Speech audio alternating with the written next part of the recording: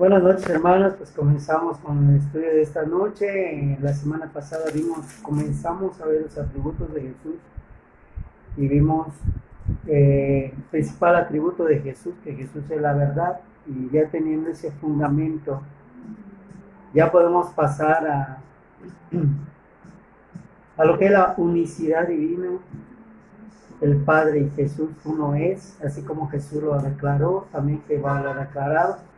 Pero existen personas o situaciones que hacen una división muy marcada entre que Jesús no es Dios, es un ángel.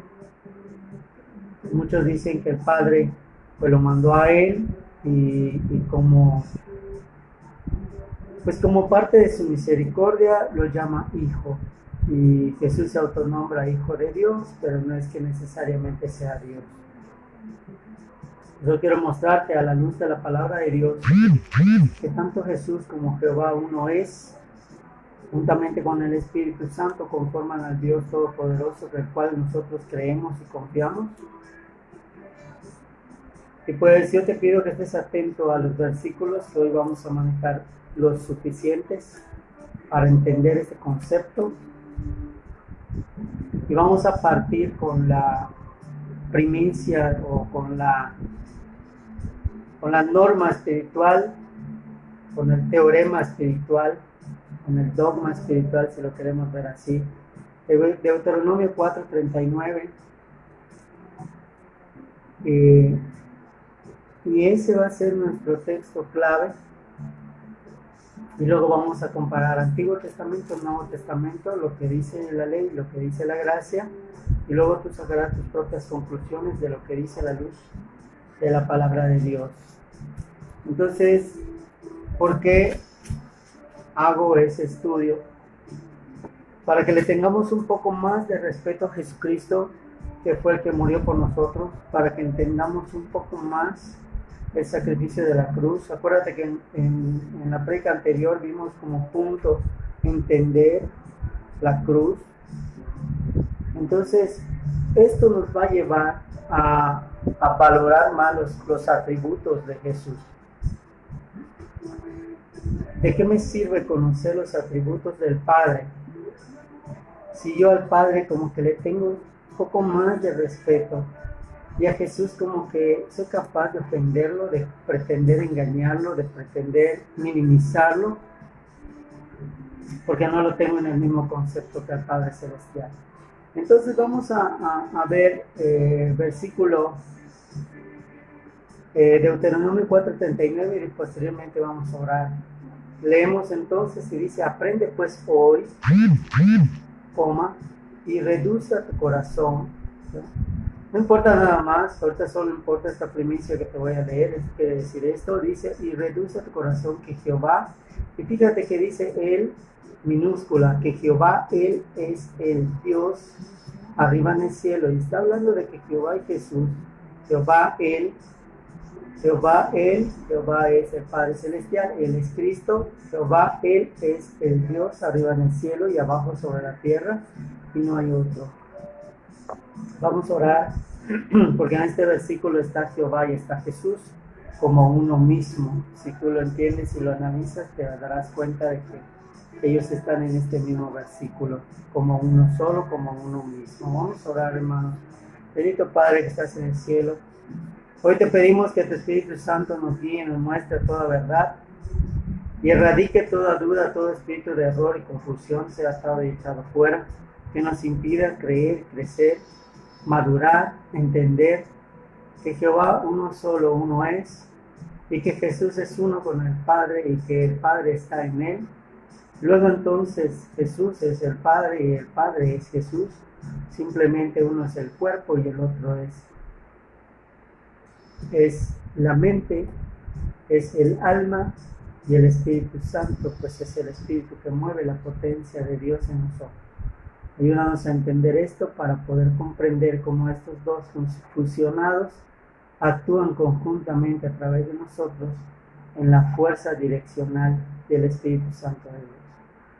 Ayúdanos, bendito Padre, a comprender, analizar y sobre todo darle el peso que tuvo el sacrificio de Jesús y el amor perpetuo y constante que nos tiene a través de su misericordia perdonadora, a través de su acto de amor más grande, que es el darse a sí mismo por nosotros. Ayúdanos, bendito Padre, a entender esto, en el nombre de Cristo Jesús, Señor. Amén. Pues, Deuteronomio 6:4, y conserva el orden de los versículos que vamos a leer, como siempre te he dicho, y luego lo lees correlativamente y entenderás lo que la Biblia te dice. Deuteronomio 6:4 dice: Oye Israel, Jehová nuestro Dios, Jehová uno es. Y luego nos da uno de los más grandes mandamientos: y amarás a Jehová tu Dios de todo tu corazón, de toda tu alma y con todo tu poder. En este sencillo versículo, el versículo 5, se conecta con 1 Tesalonicenses capítulo 5, versículo 25, 26 y 27, y te está hablando de la integridad del ser humano, espíritu, alma y cuerpo. Cuando dice con todo tu corazón, con toda tu alma, con toda tu mente, con todo tu poder, está hablando de la mente, está hablando del alma y está hablando del cuerpo, está hablando de la integridad del espíritu, está hablando del corazón, la emoción, el alma, y está hablando del poder que se desarrolla a través del cuerpo físico. Integridad en Dios. Por tanto, Jehová uno es, pero también es 3 en 1. Acuérdate que fuimos hechos a imagen y semejanza de Él, por tanto Él es el Padre, el Hijo y el Espíritu Santo. Y aunque hay algunos que dicen que Mateo 28 fue transgiversado, realmente no es necesario. Si tú omites Mateo 28, hay suficientes pasajes que mencionan que el Padre es en el Hijo y el Hijo es en el Espíritu. Por tanto, no hay algo que rechace esta directriz, que no quiere decir que sean 3, sino que solo uno. Es como tú cuando duermes, tu mente no descansa, o sea, no se apaga, entonces tu espíritu está funcionando, pero tu alma está en reposo, tu cuerpo está en reposo, pero está funcionando una cosa. Es lo mismo en el mundo espiritual, en donde si tú crees solamente en el Padre, estás funcionando solamente el Padre, pero no tienes relevancia ni le das importancia al sacrificio que hizo Jesús. Por tanto, Jesús no es importante para ti, y el Espíritu mucho menos, porque si tú ya aceptaste a Cristo, ya tienes al Espíritu Santo en ti, la parte a la cual tú le tienes que honrar y tienes que sujetarte y someterte es al Espíritu Santo de Dios. Acuérdate que dice el versículo que el Padre puede soportar cualquier tipo de ofensas, Jesús puede soportar cualquier tipo de ofensas, pero al Espíritu Santo no se le puede ofender bajo ninguna circunstancia, porque entonces es el pecado que no tiene perdón. Tienes que entender que el Espíritu Santo es la fuerza de Dios en nosotros, es lo que nos mueve a tener fe, lo que nos mueve a tener esperanza, lo que nos mueve a entender el amor, lo que nos mueve a entender el sacrificio, lo que nos ayuda a madurar, lo que nos ayuda a crecer y lo que nos ayuda a tomar decisiones correctas y sembrar de una manera adecuada. Brincamos entonces Isaías 44:6.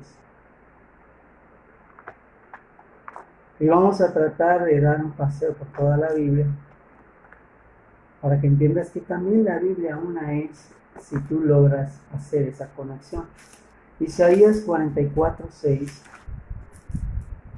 y dice: así dice Jehová, Rey de Israel y su Redentor, Jehová de los ejércitos, yo el primero, yo el postrero, y fuera de mí no hay Dios.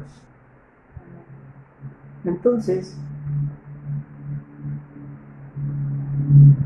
yo debo de entender que Dios siempre se presenta como el gran yo soy, como el que es, el que será, el que es el alfa, el que es el omega. Ya lo vimos anteriormente en la prédica anterior, en donde en Apocalipsis dice que Él es el alfa, Él es el omega, Él es el principio y es el fin. Y ya te expliqué también qué significa cuando Él dice que es el principio y es el fin. ¿El principio de qué? Y el fin de de qué también, y yo te invito que si quieres saber a qué me refiero, que tú veas la prédica anterior. Entonces aquí me está diciendo que fuera de mí no hay Dios. Yo debo de entender que en el Padre se encuentra la deidad. En el Nuevo Testamento dice que en Jesús descansa la plenitud de la deidad. En 1 Corintios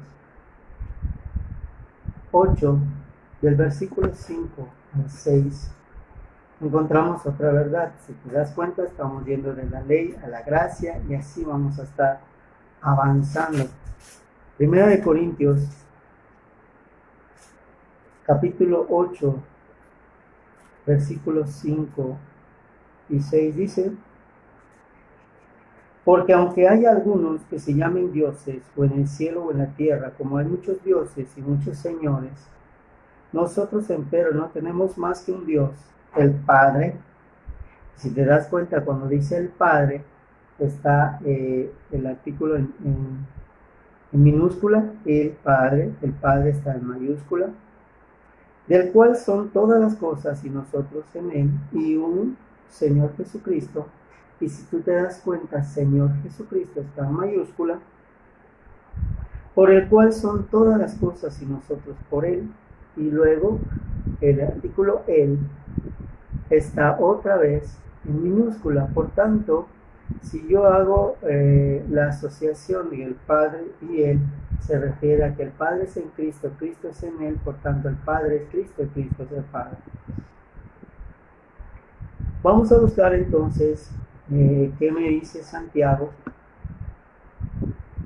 y por qué es relevante entender que ellos son uno. Santiago capítulo 2, versículos 19 y 20. Dice: tú que crees que Dios es uno, bien haces. También los demonios creen y tiemblan.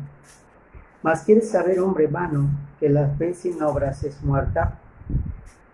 Y tal vez lo que yo vaya a decir ofenda a muchos, pero si tú dices que amas a Dios, si tú dices que entendiste a Dios y tus obras demuestran que no lo has hecho, entonces te engañas a ti mismo y pretendes engañar a Dios.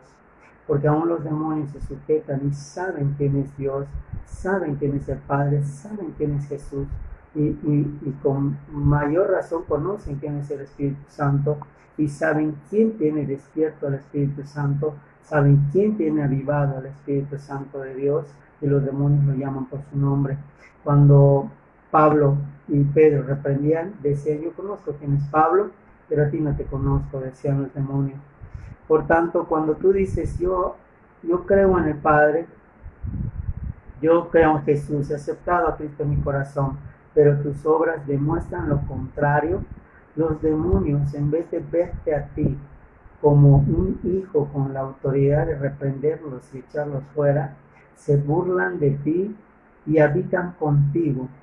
Y hay una frase que dice que estás criando tus cerdos en tu propia sala. Los tienes ahí contigo, conviven contigo, crecen contigo. En otras palabras, te conviertes como en el puerco lavado que regresa al lodo y al perro que se come su propio vómito, y también lo expliqué en la prédica anterior. Si yo digo que creo, entonces mi fe me tiene que llevar a la acción, que esta es la esperanza, y también está sobre 3 prédicas anteriores. La fe y la esperanza es como el vehículo y el motor. Puedo tener el vehículo y puede estar el vehículo sin motor, y de nada me sirve tener el vehículo si este no avanza. Entonces tengo que tener el vehículo y el motor. Tengo el vehículo, tengo el motor, tengo la fe, tengo la esperanza. Ahora le falta la gasolina, que es la actitud en la cual yo me voy a desenvolver, me voy a desarrollar y voy a tomar decisiones que me lleven a hacer algo. Y no quedarme pasivo y no quedarme quieto. Y es cuando dice Santiago 2, 19 y 20, ¿quieres saber, hombre vano, que la fe sin obras es muerta? O sea, la fe sin esperanza es muerta, y la esperanza sin una actitud no incentiva ni hace crecer la fe. Tienes una fe demoníaca, tienes una fe satánica, la cual crees que hay un Dios y bien haces, pero el problema es que ni siquiera tiemblas como los demonios lo hacen, porque ellos saben el poder, saben quién es Dios, y nosotros, o la mayoría, no lo entiende, no conoce al Padre y tampoco le interesa conocerlo. El Padre es quien genera en nosotros el cambio, Cristo es el que nos incentiva a buscar la razón del por qué cambiar y el Espíritu Santo es el que nos da el poder de reaccionar hacia el cambio y la capacidad de cambiar de dirección si nos equivocamos. Génesis 22:5. Así vamos a estar yendo de un lado para otro. Génesis 22:5 dice: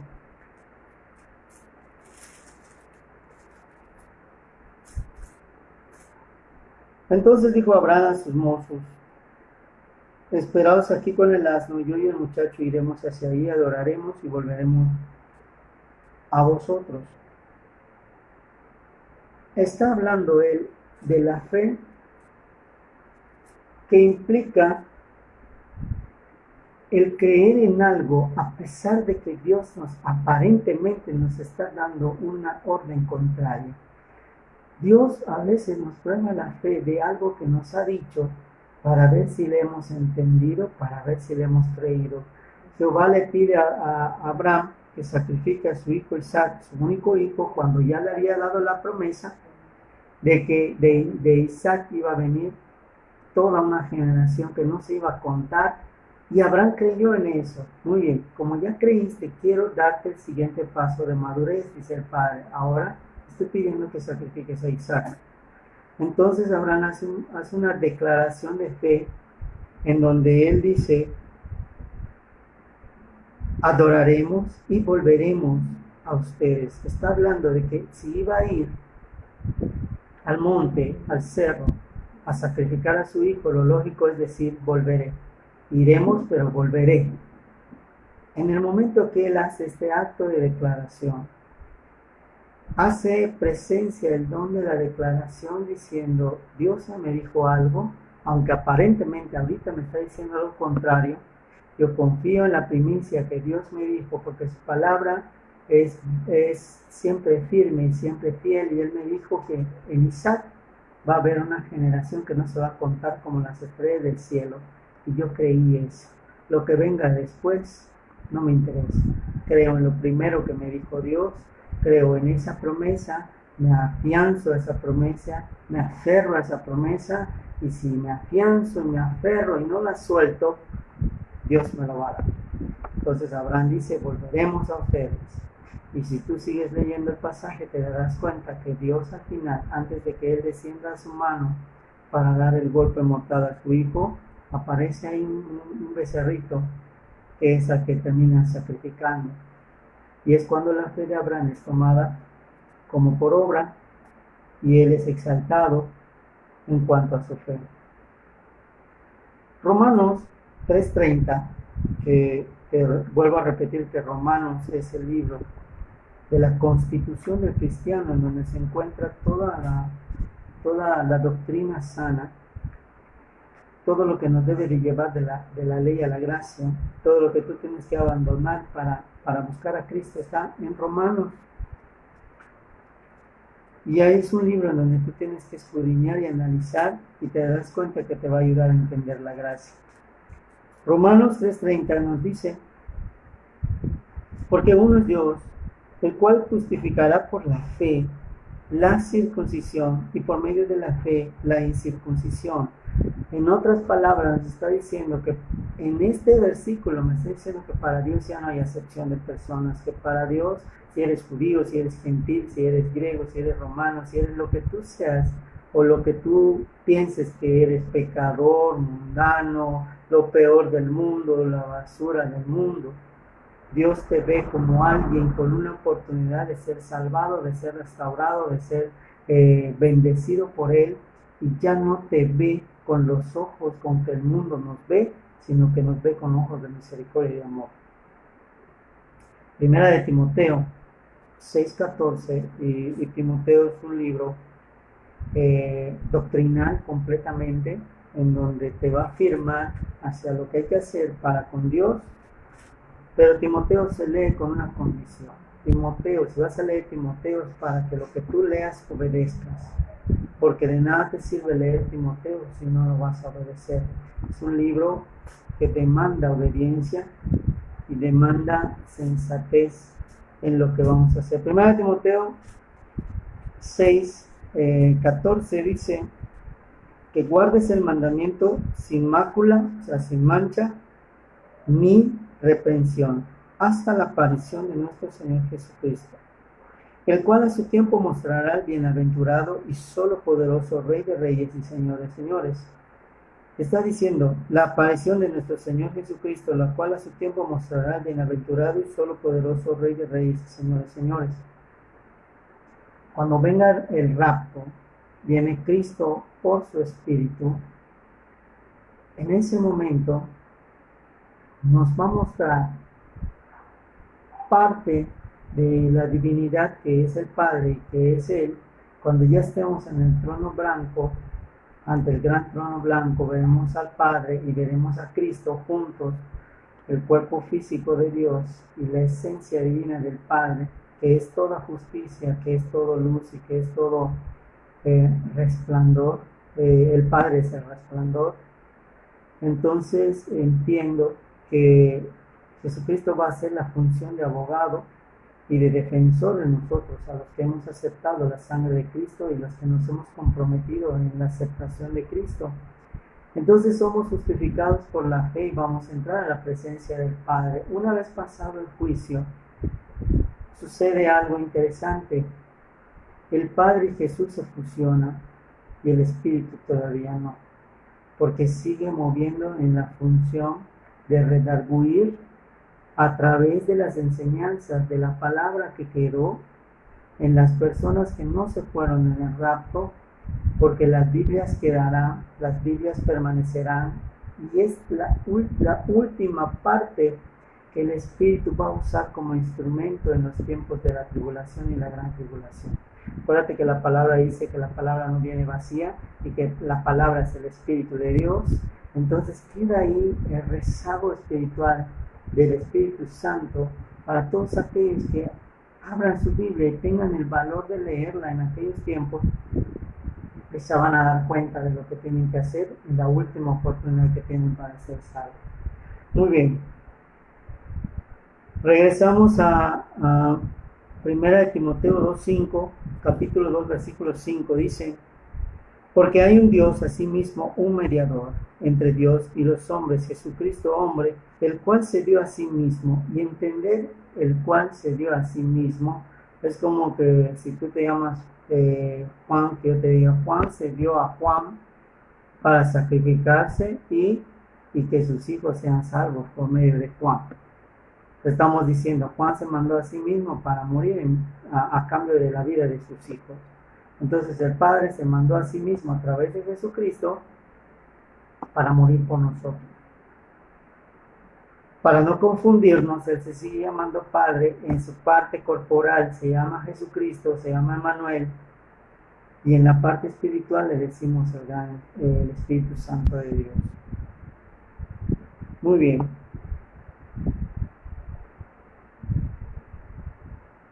Esto me empata, 1 Timoteo 2:5, me empata a Deuteronomio 6:4 y a Deuteronomio 4:39, que son los dos primeros versículos que leímos. Y cerramos esta primera parte con Juan 10:30, Evangelio de Juan. Juan es el que estuvo más cerca de Jesús, por tanto Juan fue el que se dio cuenta de la esencia de Jesús y por tanto la calidez que tenía Jesucristo. Juan era el único que se atrevía a acercarse a Jesús, a dormir en su regazo, a estar siempre cerca de él, porque había algo en Jesús que lo hacía sentir bien. Y al final él es el único él es el último de los apóstoles en morir. Le es revelado el Apocalipsis y Jesucristo se le presenta y le habla por última vez, dándole un regalo muy especial y muy particular a Juan. Juan 10:30, en el Evangelio de Juan, dice: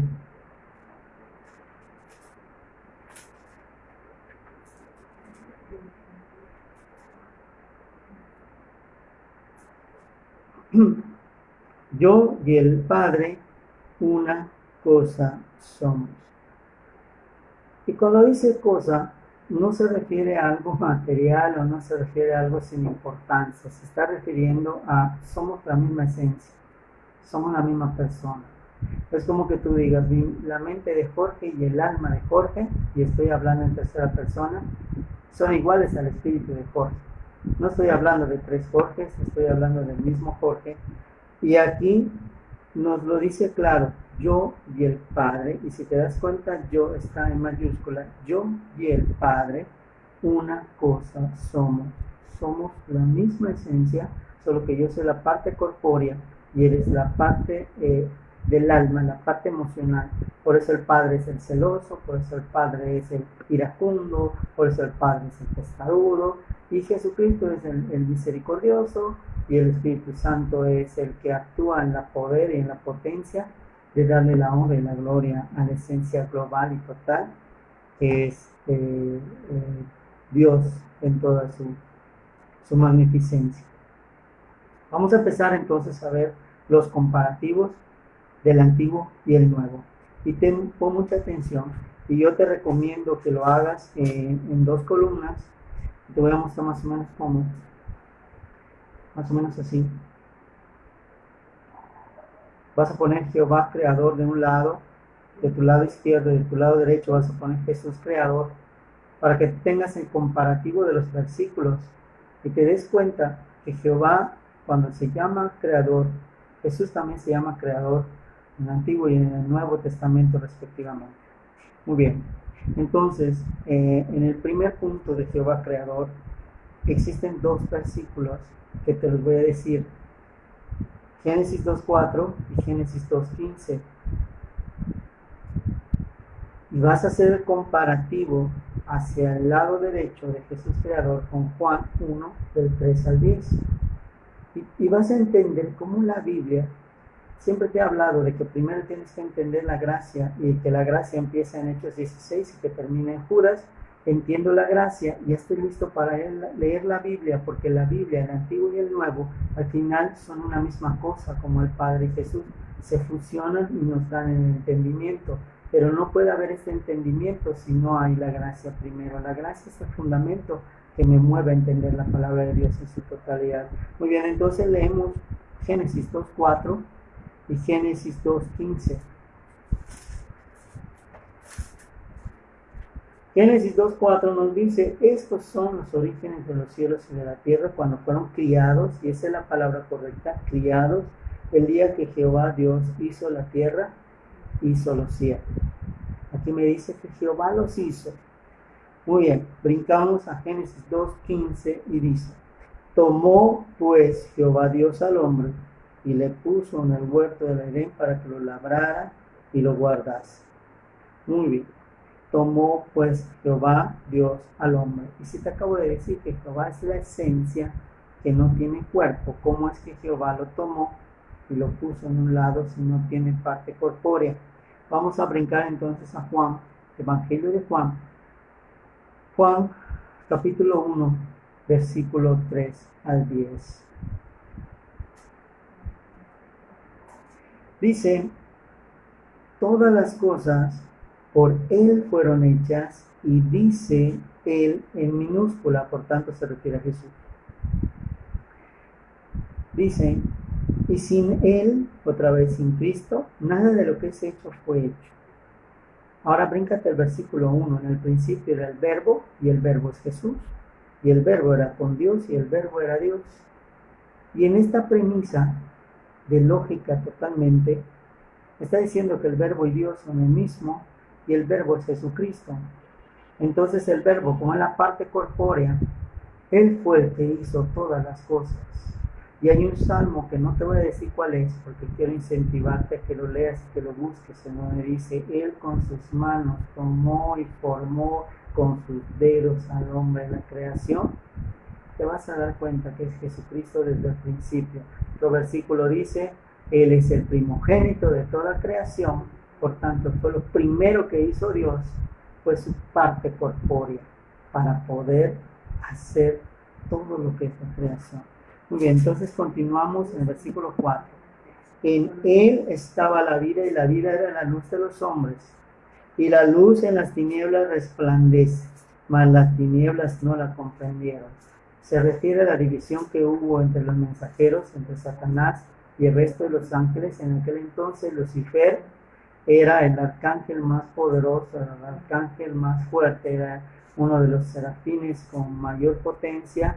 Más adelante te voy a dar la prédica de cómo se divide todo el reino espiritual, celestial y angelical, para que puedas entender cuando habla de principados, potestades y todo lo demás. Y dice, fue un hombre enviado de Dios, el cual se llamaba Juan. Este vino por testimonio para que diese testimonio de la luz, para que todos creyesen por él. No era él la luz, sino para que diese testimonio de la luz. Aquel era la luz verdadera, y si tienes una Biblia de las antiguas, aquel está en cursiva, por tanto se refiere a Jesús. Dice que alumbra a todo hombre que viene a este mundo. En el mundo estaba, y el mundo fue hecho por él, y el mundo no le conoció. Quiere decir que Jesucristo todavía no podía hacerse presente hasta el momento exacto y correcto en el caso que el hombre fallase, porque en su maravilloso plan de Dios, al darnos libre albedrío y al ponernos en medio de dos árboles, había dos opciones, de obedecer y de no obedecer. Al obedecer había un plan de Dios perfecto, magnífico, perpetuo, pero al no obedecer también Dios tenía preparado una salida como una segunda oportunidad para su propia creación, porque sabía que el hombre tenía la libertad de decidir, y aún ahora es el tesoro más grande que nos ha dado el Padre, que es el libre albedrío, la capacidad de decidir, porque Él no quiere que su creación seamos robots, seamos gente que no tenga la capacidad de decidir a dónde vaya, o al infierno, o al cielo, bendición o maldición. Deuteronomio 30:19 lo resume claramente. Y dice, muy bien, ahora seguimos, te vas a poner Salmo 89, 8 al 11, en el lado de Jehová Creador, y en el lado de Jesús Creador vas a poner Colosenses 1:16. Todos estos comparativos es para que tú veas que Jesús y Jehová son lo mismo. Salmo 89 del 8 al 11.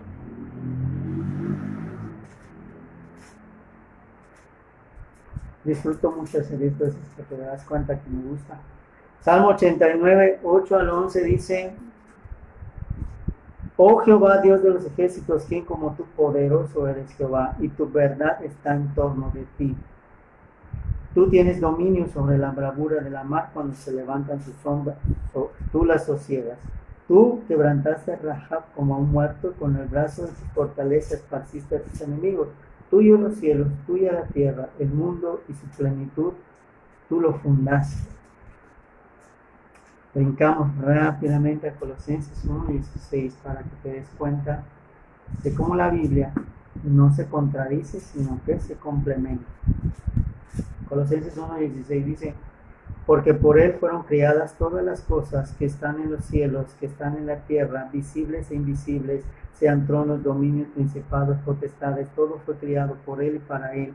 Él es antes de todas las cosas, y por él todas las cosas subsisten, y él es la cabeza del cuerpo, que es la iglesia, él que es el principio, el primogénito de los muertos, para que en todo tenga el primado, por cuanto agradó el Padre que en él habitase toda plenitud para la reconciliación. Entonces estamos hablando de que el Padre y Jesús uno son. Sin embargo, si no te ha quedado más claro, vamos a seguir buscando Salmo 102:25, y del Salmo 102:25 te vas a ir a Hebreos 1:10.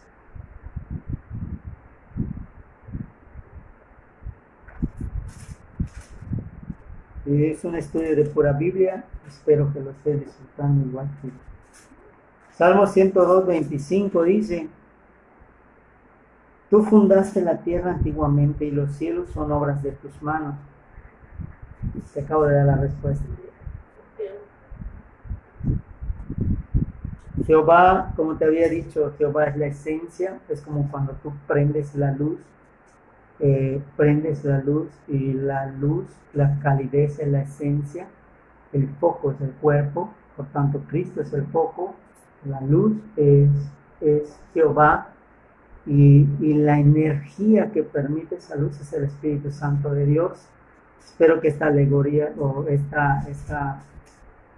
este ejemplo te sirva para entender cómo cuando dice la Biblia luz, funciona de esta manera. El foco es Cristo, lo que irradia la luz es Jehová, y la corriente eléctrica que genera ese calor que se aviva a través del fuego es el Espíritu Santo de Dios. Entonces, cuando habla de luz se refiere a tres cosas que pueden hacer posibles esa luz. Y cuando te dice que tú seas luz, quiere decir que integres tu alma, tu mente, tu alma, tu mente y tu cuerpo para que pueda descansar en ti toda la plenitud que es Dios Santo. Muy bien, entonces nos vamos a Hebreos 1:10.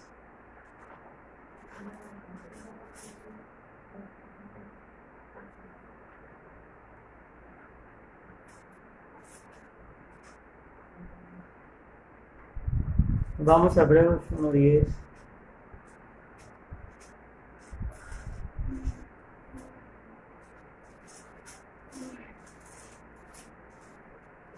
Dice la palabra de Dios. Porque Hebreos 1:10 dice: y tú, oh Señor, en el principio fundaste la tierra y los cielos son obras de tus manos. Me vuelvas a decir lo mismo. Acuérdate que cuando se refiere al Señor Jesucristo es con mayúscula, por tanto aquí es mayúscula, por tanto está hablando de Jesús. En el siguiente versículo vas a poner abajito de Jehová creador y de Jesús creador vas a poner Jehová adorado, Jesús adorado, del lado izquierdo y del lado derecho respectivamente. En Jehová adorado vas a poner Salmo 22:7 y del lado de Jesús vas a poner Filipenses 2:10 al 11. En el Salmo 22:7 vamos a encontrar esta verdad.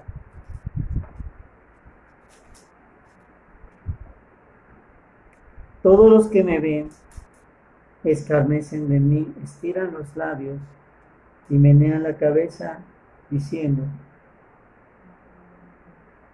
todos los que me ven escarnecen de mí, estiran los labios, menean la cabeza diciendo: remítese a Jehová, líbrelo, sálvelo, puesto que en él se complacía. Digamos que en él está en minúscula y vas a decir: no hay mucha claridad en este versículo. Vamos a buscar entonces Filipenses 2:10 al 11.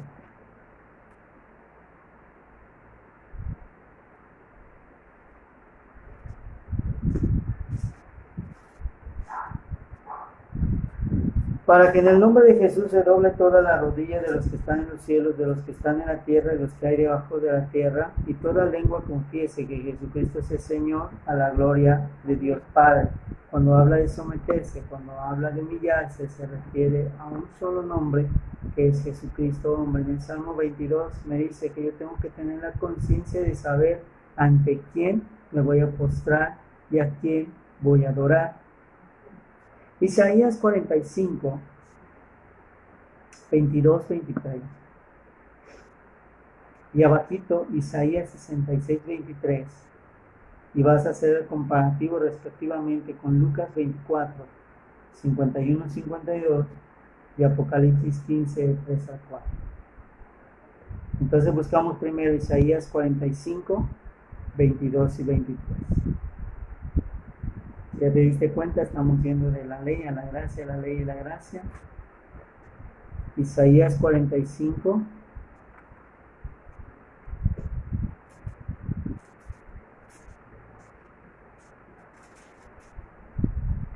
Versículos 22 y 23. Mirad a mí y ser salvos todos los términos de la tierra, porque yo soy Dios y no hay más. Por mí hice juramento, de mi boca salió palabra de justicia y no será revocada, que a mí se doblará toda rodilla y jurará toda lengua. Ya habíamos leído en Filipenses que ante Jesús se doblará toda rodilla, y aquí Jehová está hablando de que ante él se va a doblar toda rodilla, y en el versículo 21 dice, después del punto y coma, Dios justo y salvador, ningún otro fuera de mí. Y si yo sé y entiendo que Jesucristo es el único Salvador, entonces estamos hablando de que Jehová y Jesús son el mismo. Vamos a buscar luego entonces Lucas 24, versículos 51 y 52.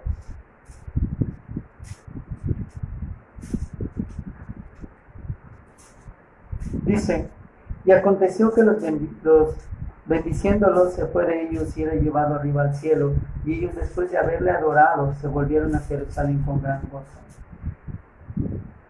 Dios Jehová nunca va a permitir que algo sea adorado si no fuese él mismo. En el momento que el Padre permite que Jesús reciba todo tipo de adoración, es porque Jesús y el Padre son uno mismo. Y si no, tú puedes ver en el Antiguo Testamento infinidad de veces cuando Jehová habla y dice que a ningún otro te vas a rendir adoración ni culto, y mucho menos vas a postrarte, y mucho menos vas a tener una comunión con otros dioses. Jehová era un Dios celoso que te dice, destruye todos los altares porque si no, no puedo actuar a favor tuyo. Entonces el Padre permite la adoración a Jesús porque se trata de él mismo. Isaías 66, 23.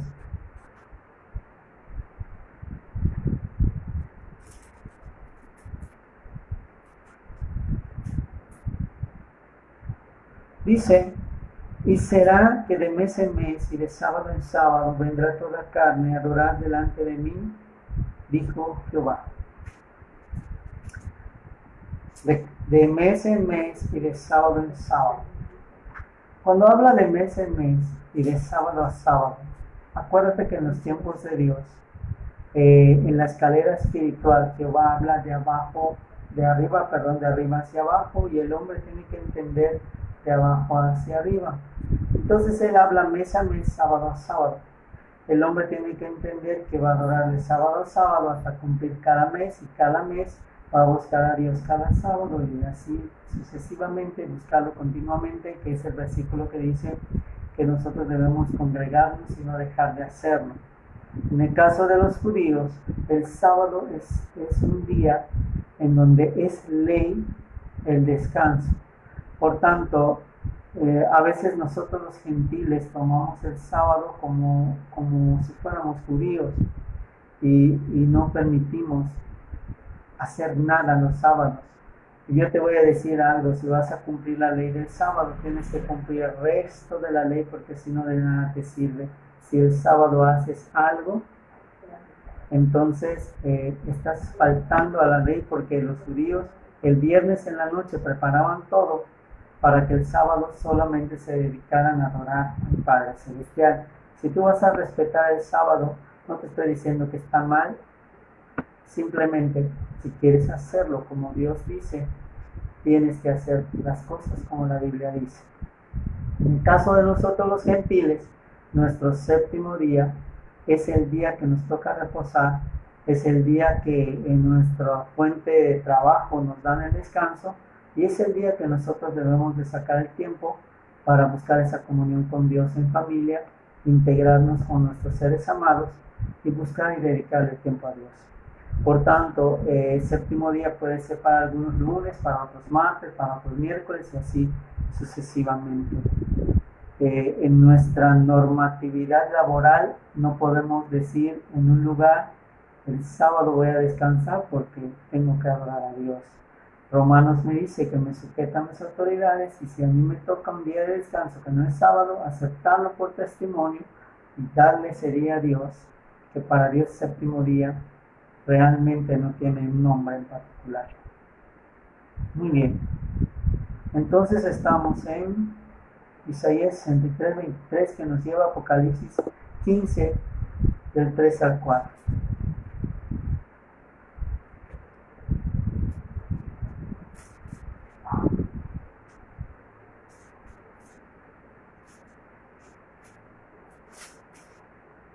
Y cantan el cántico de Moisés, siervo de Dios, y el cántico del Cordero, diciendo: grandes y maravillosas son tus obras, Señor Dios Todopoderoso.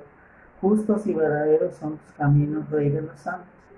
¿Quién no te temerá, oh Señor, y engrandecerá tu nombre? Porque tú solo eres santo, por lo cual todas las naciones vendrán y adorarán delante de ti, porque tus juicios son manifestados. Y aquí habla y dice el cántico del Cordero.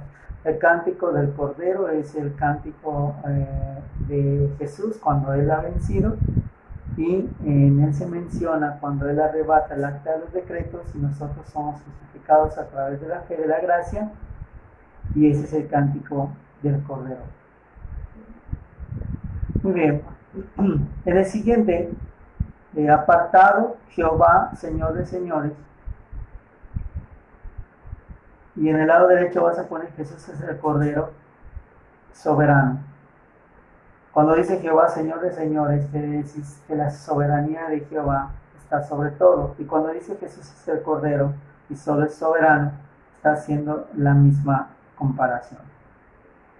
Jehová, Señor de señores, el primero y el postrero, se encuentra en Deuteronomio 10:17. Si tú quieres conocer el resplandor de Jehová en su plenitud, tienes que escudriñar Deuteronomio 10:17 y entenderás la esencia del Padre y de la razón de ser de Él. Deuteronomio 10:17 dice: porque Jehová vuestro Dios es Dios de dioses, Señor de señores, Dios grande, poderoso y terrible, que no acepta persona ni toma cohecho. ¿Qué quiere decir esto? Que no recibe sobornos, que no se conforma solamente con tu ofrenda para perdonar tu pecado.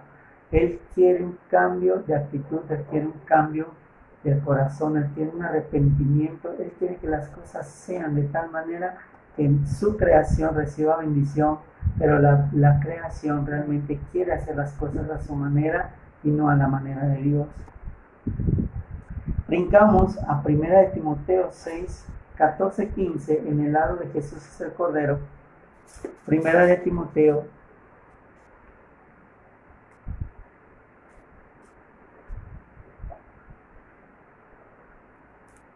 6:14-15, que guardes el mandamiento sin mácula ni represión hasta la aparición de nuestro Señor Jesucristo, el cual a su tiempo mostrará bienaventurado y solo poderoso, Rey de reyes y Señor de señores. Ahora vamos a ver Apocalipsis 2:8 y Apocalipsis 17:14. Apocalipsis 2:8 dice: y escribe el ángel de la iglesia en Esmirna, el primero y el postrero, que fue muerto y vivió, dice estas cosas. El que fue muerto y vivió al tercer día es Jesús. Por tanto, Él está hablando, Él está declarando estas cosas. Si tienes una Biblia con letras rojas, quiere decir que Jesús está hablando. Apocalipsis 17:14 dice: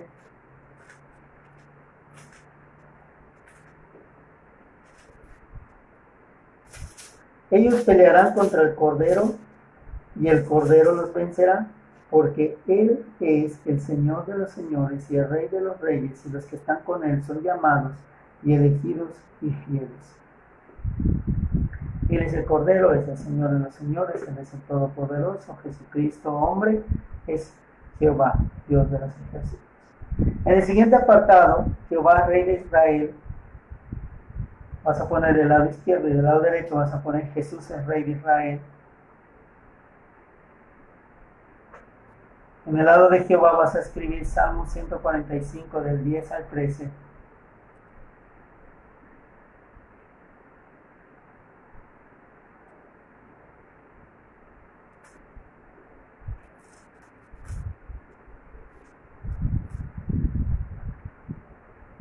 Y dice: alábenle, oh Jehová, todas tus obras, y tus santos te bendigan.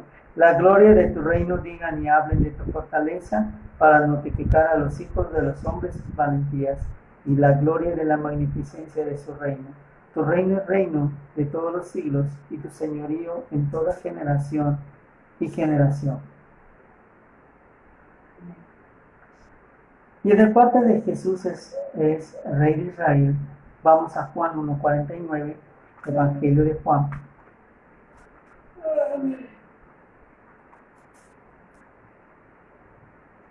Y dice, respondió Natael y dijo, Rabí, tú eres el Hijo de Dios, tú eres el Rey de Israel.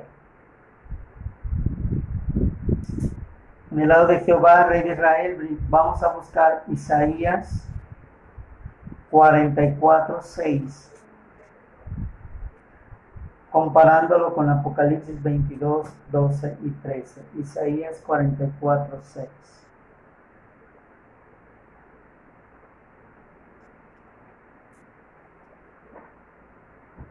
Así dice Jehová, Rey de Reyes, y su Redentor, Jehová de los ejércitos, yo el primero, yo el postrero, y fuera de mí no hay Dios. Apocalipsis 22:12 y 13.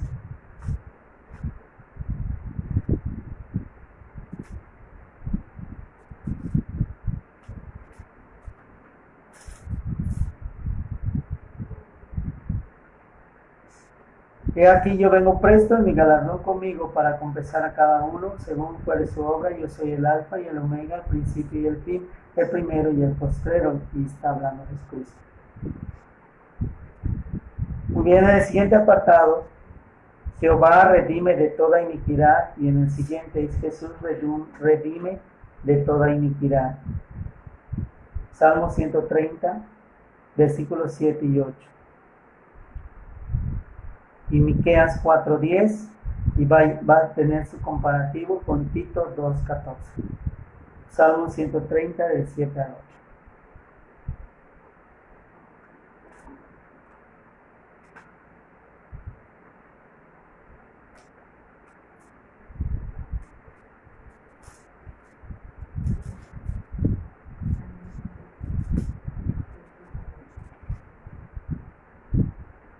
Dice, espere Israel a Jehová, porque en Jehová hay misericordia y abundante redención con él.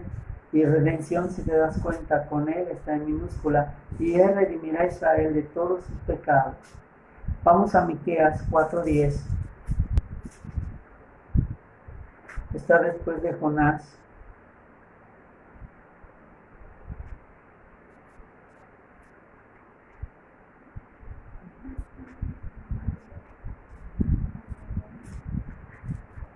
Miqueas 4:10 dice,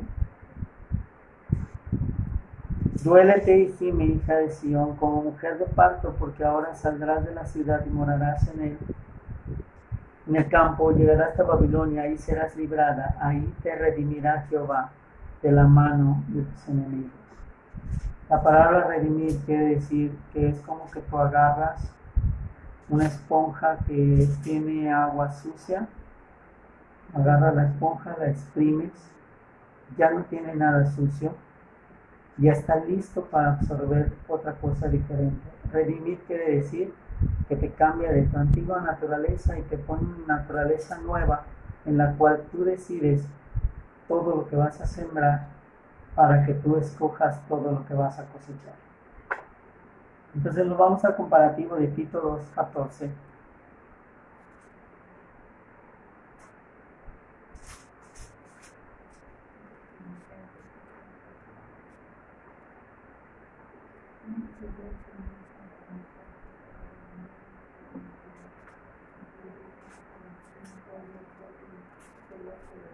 Tito está después de Timoteo. Tito 2:14 dice que se dio a sí mismo por nosotros para redimirnos de toda iniquidad, limpiar para sí un pueblo propio, celoso de buenas obras. Muy bien, en el siguiente apartado, pues Jehová es traspasado. Es uno de los versículos, a mi punto de vista, proféticos más tristes de la palabra de Dios. Y en el otro vas a poner Jesús es traspasado. Y en la parte de Jehová vas a leer Zacarías 12:10, comparativos con Juan 19:33 al 34 y Apocalipsis 1:7. Buscamos entonces Zacarías. Si tú divides la Biblia, busca Mateo y te es más fácil buscar Zacarías. Retrocedes Malaquías y luego sigues Zacarías.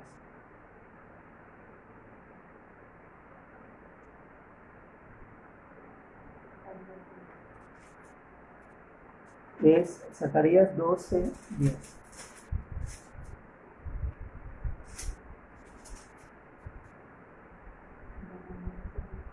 Y derramaré sobre la casa de David y sobre los moradores de Jerusalén espíritu de gracia y de oración.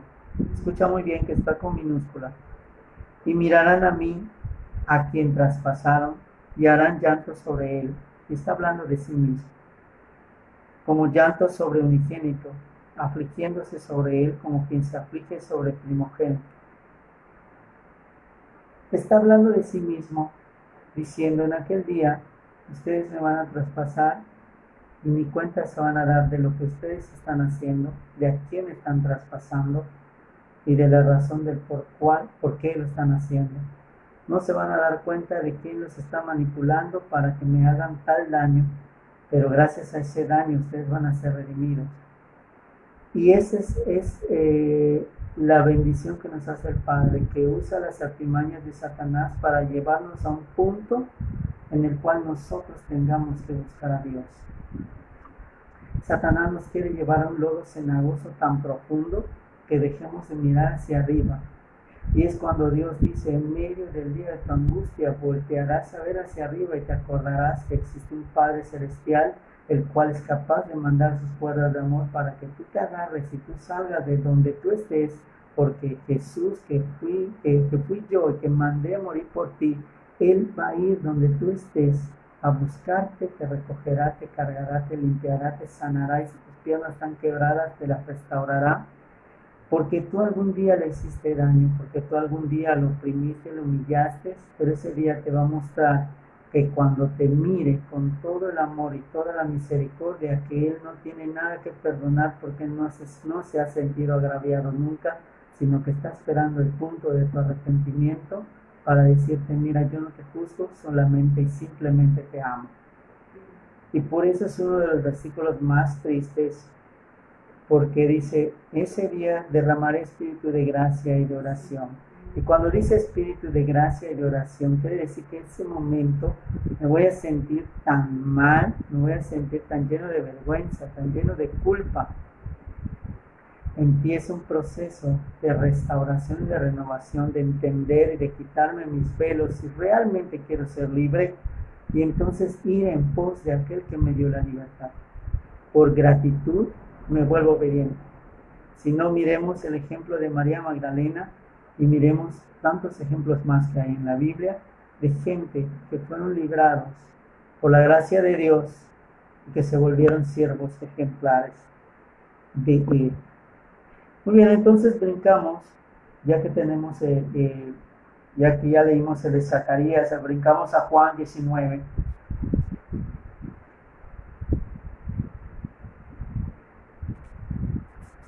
Juan 19, 33 y 34. Dice: mas cuando vinieron a Jesús, como le vieron ya muerto, no le quebraron las piernas. Dice: empero uno de los soldados le abrió el costado con una lanza y luego salió sangre y agua. Hace 2 años y medio prediqué sobre qué significa sangre y agua, y te voy a dar una explicación breve. Sangre es cuando nos da una cobertura y nos limpia de todo pecado, y el agua es cuando nos da el Espíritu Santo de Dios, las fuentes de agua viva, en donde está el Espíritu Santo de Dios, y donde está el Espíritu de Dios, ahí hay libertad, sanidad, restauración, renovación y la capacidad de decidir algo diferente. Eso significa cuando sale sangre y agua de dentro. Versículo 36 y 37 dice: porque estas cosas fueron hechas para que se cumpliese la escritura: hueso no quebrantaréis de él. Y también otra escritura dice: mirarán al que traspasaron. Y la otra escritura que dice esto es lo que acabamos de leer nosotros en Zacarías 12:10. Ahora brincamos a Apocalipsis 1:7. Dice: he aquí que viene con las nubes y todo ojo le verá, y los que le traspasaron, todos los linajes de la tierra se lamentarán sobre él. Así sea. Amén. Y el versículo 8 dice: yo soy el alfa, el omega, principio y el fin, dice el Señor, que era y que ha de venir, el Todopoderoso. Y es uno de los versículos concisos en donde Jesús habla y él declara que es el Todopoderoso. En nuestro último apartado, Jehová el nombre invocado para ser salvo, y en el otro lado Jesús nombre invocado para ser salvo. Te dejé este último apartado para que te des cuenta que Jehová y Jesús es nuestro Salvador, es en que nosotros debemos invocar para ser salvos. Y vamos a ver uno de los libros muy poco leídos, muy pocos interpretados, como es Joel 2:32.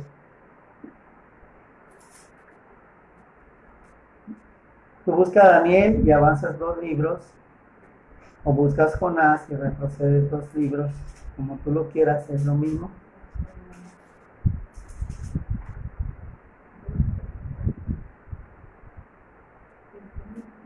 Joel 2:32 dice: y será que cualquiera que invocar el nombre de Jehová, escucha muy bien que dice, nombre de Jehová, será salvo, porque en el monte de Sión, en la iglesia, y en Jerusalén, en la iglesia universal, habrá salvación, como Jehová ha dicho, y en los que quedaron, el cual Jehová habrá llamado.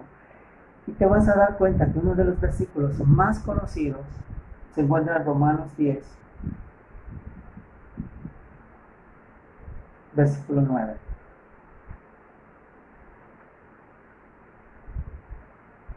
Romanos está después de Hechos.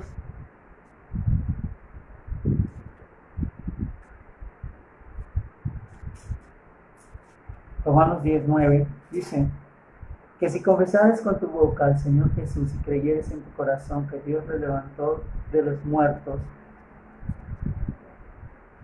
Versículo 13, porque todo aquel que invocare el nombre del Señor será salvo. Versículo 11, y es en este orden que te lo estoy dando. Versículo 11, porque la Escritura dice, todo aquel que en él creyere, él está en minúscula, no será avergonzado. Está hablando de Jesucristo, y ya te diste cuenta que Jehová habla de sí mismo, como que el nombre tiene que ser invocado para ser salvo. Bueno, pues hasta aquí los comparativos. Yo creo que ya tienes el material suficiente para tomar una decisión y hacer un análisis de que Jehová y Jesús es el mismo, de que hay ideologías que no consideran a Jesús como Jehová, pero los versículos, existen muchísimos más y muchísimos más apartados, pero creo que con los que ya te puse son suficientes para que tú entiendas o entendamos todos. Jehová es un Dios solo uno, formado por Cristo y el Espíritu Santo de Dios. No son 3, es uno. La unicidad divina quiere decir que yo tengo que ver a Cristo como el mediador hacia el Padre. Y te voy a explicar qué significa mediador. Dice la palabra de Dios que Jesús es el pastor que va por la oveja perdida, dejando 99 y yendo por la número 100. Fíjate qué lógica tiene dejar a 99 por una que se perdió. Cuando mi lógica dice, tengo la mayoría y aunque se pierda una, no importa porque tengo 99. Pero Jesús dice en varios versículos de la Biblia que yo te invito a que descubras. Jesús dice que Él no deja ningún alma atrás. Entonces Jesús va hacia donde está el alma que Él quiere salvar, porque Él no quiere que ningún hombre se pierda, sino que todos procedan al arrepentimiento. Lo va a buscar en donde esté, en el lodo cenagoso, en el pozo de la angustia, en el pozo de la desesperación. Lo atrae, lo agarra, lo abraza y empieza un proceso de restauración. Lo lleva de la mano hacia el Padre diciéndole, mira, Él aceptó ser cubierto con mi sangre, por tanto estoy trabajando en Él el proceso del entendimiento y de la capacidad de decisión. Y el Padre dice, bueno, si ya te dio la oportunidad a ti, que eres mi parte corpórea, entonces enséñale que lo que tiene que vivir ahora en la carne, lo tiene que sufrir por amor a mí. Eso significa ser mediador. Entonces Jesús nos muestra Y Pablo nos dice ser imitadores de Cristo porque es la única forma de serle gratos al Padre. Y Jesús nos muestra cómo orar, nos muestra cómo hablar, nos muestra cómo callar, nos muestra cómo derramar nuestra alma, nos muestra que hay que apartarnos para orar en ciertos momentos, nos muestra que hay que llorar también en ciertos momentos, nos muestra también de que hay momentos en que no vamos a poder controlar nuestro temperamento. Jesús lo demostró, pero eso no quiere decir que nos convertamos en pecadores.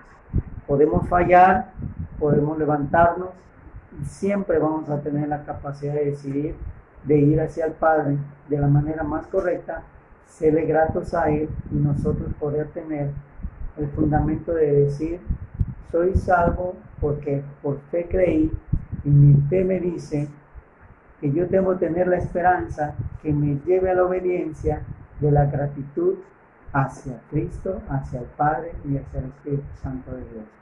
Tengo a alguien que me enseñe, tengo a alguien que me dirija, tengo a alguien que me instruya, tengo a alguien que me sane, tengo a alguien que me rescate, por tanto tengo a alguien que me dé la salvación, porque ningún otro es salvación más que en Jehová, Jesús y el Espíritu Santo de Dios. Pues yo te bendigo, hermano, vamos a orar por ello, y cualquier duda, cualquier pregunta que tú tengas, puedes hacerla con libertad.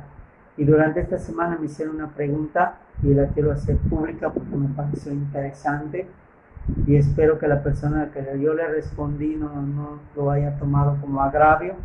Me preguntaron qué tengo yo que hacer para hacerle, qué tengo yo que dejar para hacerle más agradable a Jesús o al Padre. Yo le dije que hay que dejar tristezas, angustias, miedos, desesperaciones, inquietudes, celos, contiendas y todas las cosas que dice la Biblia. Si empezamos a dejar eso, entonces seremos más gratos a Dios y espero de verdad que todos aprendamos a dejar esas cosas y empezar a abrazar las cosas que son importantes que dice la Biblia. Si hay algo bueno, si hay algo puro, si hay algo santo, en esto pensar. No es tan complicado. Hay que hacerlo simple, hay que hacerlo sencillo. Entonces, yo te bendigo, hermano, y vamos a orar. Te invito a orar.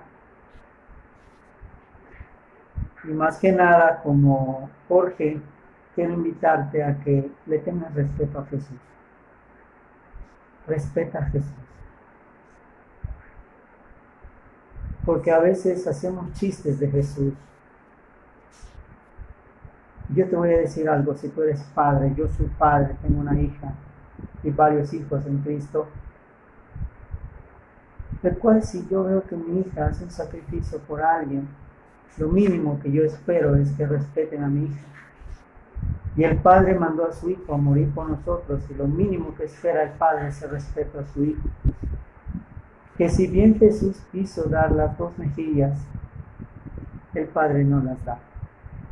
Entonces, séle respetuoso a Jesús, entendiendo el por qué hizo lo que hizo y dándote cuenta de que sí lo hizo y que murió por ti y que fue capaz de resucitar por ti, es porque te ama más que nadie en todo este mundo y quiere darte algo que nadie más, y hago énfasis en que nadie más puede darte lo que Jesucristo vino para dar.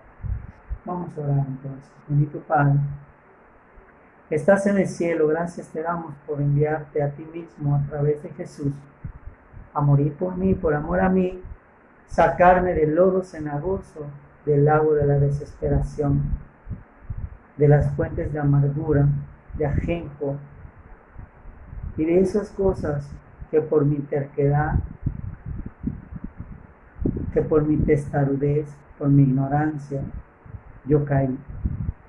Yo he entendido que hay un solo Dios y que tengo una fe simple, una fe de decir creo en Dios y hasta allá. Hoy me he dado cuenta que los demonios a quienes yo digo que con el nombre de Jesús los puedo echar fuera, hoy me he dado cuenta que he sido más irrespetuoso que un demonio, porque no tengo el respeto ni el conocimiento ni el entendimiento de quién murió por mí, pero hoy ya lo tengo y estoy dispuesto a respetar el acto de amor más grande que cualquiera pudo haber hecho por mí, y vino de ti, bendito Padre. Me amas tanto, más que nada en todo este mundo, a mí en lo personal, a ti en lo personal, porque Dios es un Dios personal, y sea donde fuera que tú estés, sea lo que sea que tú estés sintiendo, sea lo que sea que tú estés pasando, sea lo que sea que tú estés viviendo, sea lo que sea que ahora tú estés sintiendo, angustia, desesperación, tristeza, problemas, economía, enfermedad, nada te podrá apartar del amor de Dios que es en Cristo Jesús, Señor nuestro. Confía en Jehová, confía en Jesús. Inclina, Señor, tu oído y escucha a este pueblo que de rodillas te busca, clamando, invocando tu nombre, nombre en el cual se doblará toda rodilla, y a través de ese nombre cualquiera puede ser salvo. Hoy queremos ser salvos de nuestra ignorancia, salvos de nuestra testarudez, de nuestra terquedad, de nuestra depresión, de nuestra tristeza, de nuestra opresión, de nuestra angustia, de nuestra influencia.